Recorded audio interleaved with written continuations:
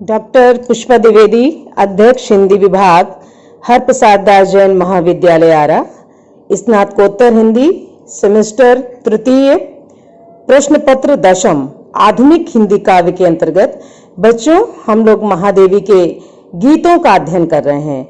आज जिस गीत का हम लोग अध्ययन करेंगे, सर्वप्रथम हम उसका आदर्श वाचन करेंगे। सजल है कितना सवेरा, गहन तम में जो कथा इसकी न भूला, अश्रु उस नभ के चढ़ा सिर फूल फूला, झूम झुक झुक कह रहा हर श्वास तेरा, राख से अंगार तारे झर चले हैं, धूम बंदी रंग के निर्झर खुले हैं, खोलता है पंख रूपों में अंधेरा, कल्पना निज देख कर साकार होते, और उसमें प्राण का संचार होते, सो गया रथ तूलिका दीपक चितेरा,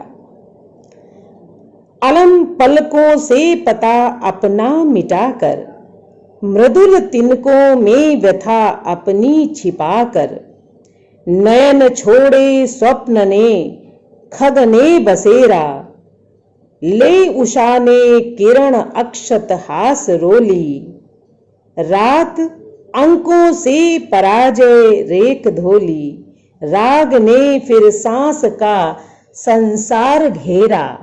क्या? राग ने फिर सांस का संसार घेरा। प्रस्तुत पद में, प्रस्तुत गीत में महादेवी ने कहा है कि सजल है कितना सवेरा। महादेवी जी ने प्रस्तुत गीत में प्रातः काल के रूप में सिद्धि की स्थिति का चित्रण किया है। यहां सवेरा सिद्धि का प्रतीक है, जबकि वेदना या विरह की निशा समाप्त हो गई है। सवेरे का प्रकाश सिद्धि के रूप में चारों ओर फैल रहा है। वेदना यहां धूमिल है, आशा का रंग दीप्त और स्फुट है। इसके पहले बच्चों जिस गीत को मैंने पढ़ा है, इसमें मैंने बताया ना कि जब साधक साधना करता है और साधना के बाद उसको सिद्धि की प्राप्ति होती है, तो उसका आनंद अद्वितीय होता है और वो आनंद अवर्णनीय भी होता है। इसलिए यहां पर उन्होंने क्या बताया है, प्रातः काल को सिद्धि का ही प्रतीक बताया है और आशा के रूप में उसको प्रस्तुत किया है। इसलिए महादेवी जी ने प्रातः काल का बड़ा सुंदर वर्णन इस गीत में किया है। प्रातः काल क्या होता है? होते ही अंगार तारे झर जाते हैं। जो अंगारे के रूप में आकाश मंडल पर तारे होते हैं, वो सब प्रातःकाल समाप्त हो जाते हैं। और क्या होता है? निर्मल वातावरण हो जाता है। समय प्रातःकाल उषा किरणों का अक्षत और रोली लेकर रात की पराजय को क्या करती है? धो डालती है। यानी इन्होंने उषा काल को क्या बताया है कि वो अक्षत और अर्थात उसमें अरुणिमा के लिए है ना, वो रोली का काम करती है अरुणिमा है, और वो प्रातः काल अक्षत का। तो यहाँ पे बताती हैं कि उषा की किरणों का अक्षत और अरुणिमा की रोली लेकर रात की जो पराजय है उसको समाप्त कर देती है। कौन? प्रातःकाल। इस प्रकार सवेरा जो है विजय की सूचना लेकर आता है। इसी वर्णन को महादेवी जी ने बहुत ही सुंदर ढंग से उसका वर्णन किया है। कहती हैं सजल है कितना सवेरा, प्रातःकाल का कि यह बेला कितनी सजल और सुंदर है। गहन अंधकार में भी जिसने प्रातःकाल के आगमन की आशा नहीं छोड़ी थी। दीपक के बलिदान को जल जल कर मिटने को जिसने विस्मित नहीं किया था, जो भूला नहीं था, वही पुष्प विकसित हो रहा है और आकाश से झरने वाले ओस बिंदु को पाकर फूला नहीं समा रहा है। प्रातःकाल क्या होता है, ओस के बिंदु जो हैं वो फूलों पे जब पड़ते हैं तो उससे उन लोगों को एक अलग आनंद की अनुभूति होती है। कहने का तात्पर्य है कि रात्रि की जो पीड़ा है प्रातःकाल होते ही सब समाप्त हो जाती, अर्थात साधना के मार्ग में जो विपत्तियां आती हैं, जो त्याग करना पड़ता है, इसके बाद जो चीज हमको प्राप्त होती है वो उसका आनंद ही कुछ और होता है। वह पुष्प अब वायु के झोंके के साथ झूम झूम कर, झुक झुक कर प्रातःकाल को अपनी प्रत्येक सांस समर्पित कर रहा है। अर्थात साधक भी इसी प्रकार सिद्धि मिलने पर प्रसन्न होता है। यहां पर महादेवी जी ने बताया है कि किस प्रकार से रात्रि में जो दीपक जलता है ना, गहन तन में जो कथा इसकी न भूला, अश्रु उस नभ के चढ़ा सिर फूल फूला, झूम झुक झुक कर रहा हर श्वास तेरा। कि रात्रि में भी जिसने प्रातः काल की आशा को नहीं छोड़ा, रात्रि की जो परेशानी है, जो वेदना है, जो उसकी गहनता है, उसमें भी जिसने अपने आत्मबल को कम नहीं होने दिया, अपने को बनाए रखा, उसी प्रातः काल के आगमन पर क्या होता है कि वो जो पुष्प हैं उनको ओस की बूंदों के रूप में आनंद की प्राप्ति होती है और वो झुक झुक करके, झूम झूम करके इसका इजहार कैसे करते, खुशी का इजहार करते हैं। उसी प्रकार जिस प्रकार से साधक जब साधना में लीन होता है तो उसको कितना त्याग करना पड़ता है, भूख प्यास, जाड़ा गर्मी, बरसात, अर्थात इस संसार की जितनी विपत्तियां हैं उसको झेलनी पड़ती हैं। और इसके बाद जब उसको सिद्धि की प्राप्ति होती है तो वो आनंद की अनुभूति करता है। वैसे ही यहाँ पर प्रकृति का मानवीकरण है कि वो किस प्रकार से अंधकार का सामना करके प्रातःकाल के आगमन के लिए वो उसके अंदर एक आशा की किरण रहती है और जब प्रातःकाल होता है तो उसको सुख की अनुभूति होती है। पुष्प झुक झुक करके, झुम झुम करके अपनी खुशी का इजहार करते हैं। इसके बाद वाला अंश है, राख से अंगार तारे झर चले हैं, धूम बिंदी रंग के निर्झर खुले हैं, खोलता है पंख रूपों में अंधेरा। प्रस्तुत अंश में महादेवी जी कहती हैं कि प्रातःकाल होने पर रात्रि में अंगार के समान चमकने वाले तारागण अब राख होकर झर गए हैं।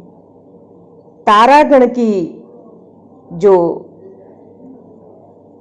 एक चमक थी, उसका पीलापन था, वो सब समाप्त हो गया है। ये सब प्रकृति का मानवीकरण है कि किस प्रकार से प्रकृति की स्वाभाविक प्रक्रिया में वो मानव के क्रियाकलापों को देखते हैं।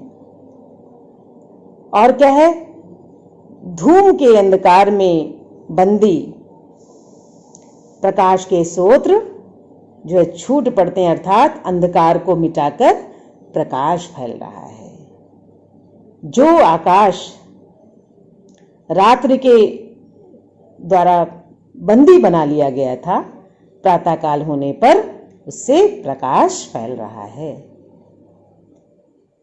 अंधकार जैसे विभिन्न रूपों में व्यक्त होकर अपने पंख खोल रहा है, अज्ञान के अंधकार का विनाश और आध्यात्मिक भाव के प्रकाश की ओर प्रस्तुत अंश में कवित्री ने संकेत किया है कि अज्ञान का अंधकार क्या है? रात्रि है, और आध्यात्मिक भाव प्रातःकाल अर्थात प्रकाश उसका प्रतीक है। तो यहाँ उन्होंने बताया है कि किस प्रकार से रात्रि में जो आकाश बंधन में था, बंदी बना लिया गया था, प्रातःकाल उससे प्रकाश फैल रहा है। तो यहाँ कवित्री ये बताना चाहती हैं कि प्रकृति में भी ऐसा नहीं है कि वहाँ सिर्फ अज्ञान ही अज्ञान है। प्रकृति में भी जो है वो सुख और दुख है, ज्ञान है, अज्ञान है। किस प्रकार से उन्होंने प्रकृति का सहारा लेकर के बहुत ही सुंदर अंधेरे का मानवीकरण यहाँ पर हुआ है, और प्रातः काल का बहुत ही सुंदर चित्रण किया गया है। अंगार तारे धूमबंदी रंग के निर्झर में रूपक अलंकार का प्रयोग किया गया है। आगे का अंश है, कल्पना निज देख कर साकार होते और उसमें प्राण का संचार होते, सो गया रख तूलिका दीपक चितेरा। कल्पना निज देख कर साकार होते, रात्रि भर जलने के पश्चात दीपक बुझ जाता है। यहाँ दीपक को एक चित्रकार के रूप में महादेवी जी ने उसकी कल्पना की है। दीपक रूपी चित्रकार रात्रि भर संसार को प्रकाशित करने का प्रयास करता रहा। अब अंधकार नष्ट होने पर उसका प्रयास सफल हो रहा है। अपनी कल्पना और प्रयत्न को इस प्रकार साकार होते देखकर उस प्रकाश में भी संसार की गति का, प्राणों का संचार देखकर दीपक रूपी चित्रकार अब सो गया है, विश्राम कर रहा है कि कल्पना निज देख कर साकार होते और उसमें प्राण का संचार होते, सो गया रख तूलिका, कि वो अपनी तूलिका को कौन, यहाँ चित्रकार किसको महादेवी जी ने बताया है कि दीपक रूपी चित्रकार रात्रि भर वो प्रकाश फैलाने का कार्य करता है, और जब वो देखता है कि उसने जो कार्य किया है उसका उसको सफल परिणाम प्राप्त हो रहा है, प्रातः काल जब वो देखता है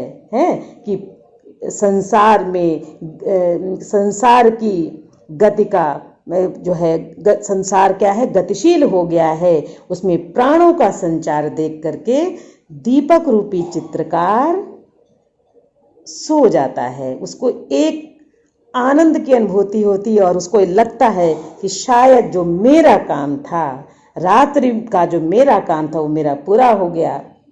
उसी प्रकार जैसे साधक भी अपनी साधना की सफलता पाकर साथ जो उसका जो लक्ष्य है उसको प्राप्त करने के बाद उसको एक सुकून का अनुभव होता है, एक आत्मविश्वास उसके अंदर जो जागृत होता है, और फिर वो निश्चिंत हो जाता है। तो यहाँ पर ऐसा लगता है कि दीपक चितेरा, दीपक रूपी चित्रकार ने अपनी तूलिका को रख दिया है। क्यों रख दिया है? वो रात भर उसने अपनी चित्रकारी से संसार को प्रकाशित किया है, और जब वो देखता है कि उसने जिस चित्र को बनाया है उसका अच्छा परिणाम हो रहा है, तो वो ऐसा लगता है कि उसने अब अपनी तूलिका को रख दिया है और विश्राम कर रहा है। यहाँ तो क्या है, एक प्रकार से महादेवी जी ने दीपक को चित्रकार के रूप में बताया है कि किस प्रकार से दीपक एक का काम है चित्रकार के रूप में प्रातःकाल की रमणीय कल्पना की पूर्ण झांकी यहाँ पर है। दीपक चित्रा में रूपक अलंकार का प्रयोग किया गया है। इसके बाद के अंश में है कि अलम पलकों से पता अपना मिटाकर, मृदुल तिनकों में व्यथा अपनी छिपाकर, नयन छोड़े स्वप्न ने खगने बसेरा। अलस पलकों से पता अपना मिटाकर, प्रातःकाल होते ही पक्षी अपने घोंसलों से बाहर आ जाते हैं। मानव जो जन है, मानव लोग जो है, ये संसार स्वप्न में से जगकर अपने कार्य में लग जाता है। इसी स्थिति को महादेवी जी बताते हुए कहती हैं कि रात्र में अब तक मानव अपने अपने घरों में निद्रा में और पक्षी अपने घोंसलों में अलसाए पलक मूंदे पड़े थे। अलस पलकों से पता अपना मिटाकर, कि जो आलस्य उनके अंदर छाया था रात्रि में, अलसाए हुए, कोई अपने घोंसले में था, कोई बाहर था, सब पड़े हुए थे। और अब क्या है कि मृदुल तिनकों में व्यथा अपनी छिपाकर, अब वे जग गए हैं, पलकों का आलस्य छूट गया है।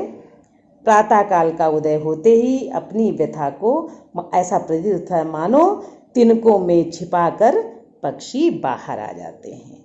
रात्रि में को इन्होंने बताया कि वो व्यथा का प्रतीक बताया है कि मृदुल तिनकों में को ऐसा लगता है कि मानो कोमल तिनकों में अपनी व्यथा कथा को छिपा करके जो है वो पक्षी अपने घोंसलों से बाहर आ गए हैं। जो रात्रि में अलसाए हुए पड़े हुए थे, आलस्य की निद्रा की आगोश में थे, वो अब सब जग गए हैं। नैन छोड़े स्वप्न ने, और क्या है, नेत्रों ने स्वप्नों को देखना, स्वप्न को देखना बंद कर दिया है। खग ने बसेरा, और क्या है कि पक्षियों ने क्या किया है, वो एक तरीके से वो जागृत हो गए हैं, पक्षी चहचहाने लगे हैं, उन्होंने अपने बसेरे को छोड़ दिया है, वो नीड से बाहर आ गए हैं। ले उषा ने किरण अक्षत हास रोली, रात अंकों से पराजय रेख धोली, राग ने फिर सांस का संसार घेरा। प्रस्तुत अंश में महादेवी जी कहती हैं, और प्रातःकाल का बहुत ही सुंदर, पूरे पद में, गीत में प्रातःकाल का बहुत ही सुंदर चित्र किया गया है। वो प्रारंभ ही उसकी पंक्ति है कि सजल है कितना सवेरा। जो प्रातःकाल है वो कितना सजल है, कितना सुंदर है।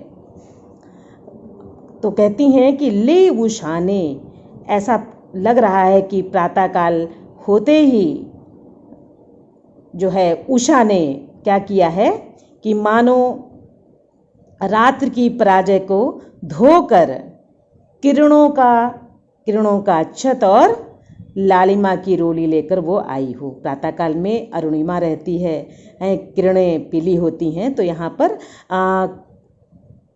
कवित्री की कल्पना है कि ऐसा प्रतीत हो रहा है कि मानो रात्रि की पराजय के फलस्वरूप ये प्रातःकाल, इतना प्रातःकालीन सुंदरता इतनी अधिक है कि वो किरणों रूपी अक्षत और लालिमा की रोली लेकर के आई है उसका तिलक करने के लिए प्रातःकाल। और क्या है, रात अंकों से पराजय रेख धोली, कि ऐसा प्रतीत होता है कि वो रात्र की पराजय पर बहुत ही खुश हैं। और प्रातःकाल क्या होता है कि चारों तरफ वातावरण कैसा हो जाता है, उसके अंदर एक गति आ जाती है, पूरे संसार गतिशील हो जाता है, गतिमय हो जाता है, सर्वत्र अरुणाभा छा जाती है। साधक भी उसी प्रकार सिद्धि को प्राप्त कर और निराशा का परित्याग कर पूर्ण प्रसन्नता की स्थिति में आ जाता है, जहाँ विकल्प की सत्ता मिट जाती है। कैसे, जिस प्रकार से रात्रि को पराजित करके प्रातः काल का आगमन होता है, वैसे ही साधक अपनी साधना जब वो करता है तो उसको विभिन्न झंझावातों को बर्दाश्त करना पड़ता है, उसका सामना करना पड़ता है, और इसके बाद जो उसको सुख की अनुभूति होती है, वैसा ही कुछ वातावरण में जो है वो प्रातःकालीन वातावरण है। तो प्रस्तुत गीत में महादेवी जी ने उषा का मानवीकरण करके उसका बहुत ही सुंदर रमणीय चित्र प्रस्तुत किया है। लाक्षणिक वैचित्र पूरे गीत में है। लक्षणा के द्वारा अलंकार उषा का मानवीकरण है। किरण, अक्षत, हासरोली में रूपक अलंकार है। तो इस प्रकार बच्चों, आपने देखा कि किस प्रकार से महादेवी जी के ने इस प्रस्तुत गीत में प्रातःकाल को एक आशा के रूप में, एक जीत के रूप में चित्रित किया है। वैसे ही जिस प्रकार से साधक रात भर साधना करता है और जब उसको साधना के पश्चात लक्ष्य की प्राप्ति होती है तो उसको जिस खुशी का, आनंद का अनुभव होता है, वैसा ही कुछ यहाँ पर महादेवी ने भी वर्णन किया है और बताया है कि किस प्रकार दीपक रूपी जो चित्रकार है रात भर संसार को प्रकाशित करने के लिए अपने चित्रों को बनाता है, और जब वो देखता है कि उसके द्वारा बनाए गए चित्र साकार हो रहे हैं, अर्थात प्रातःकाल हो रही है, तो ऐसा प्रतीत होता है, कवित्री सोचती है कि मानो दीपक रूपी चित्रकार ने अपनी तूलिका को रख दिया है, रंगों को भरना छोड़ दिया है और स्वयं प्रातःकाल में विश्राम कर रहा है। क्यों? क्योंकि उसका जो कार्य था उसने रात भर किया और अब प्रातःकाल हो गया है। तो एक प्रकार से ये गीत जो है वो हमारे लिए प्रेरणा का काम करता है। वो निरंतर अपने व्यक्ति को अपने लक्ष्य की ओर अग्रसर होने के लिए उनका प्रत्येक गीत हमको प्रेरित करता है। हर गीत में कोई न कोई प्रेरणा है।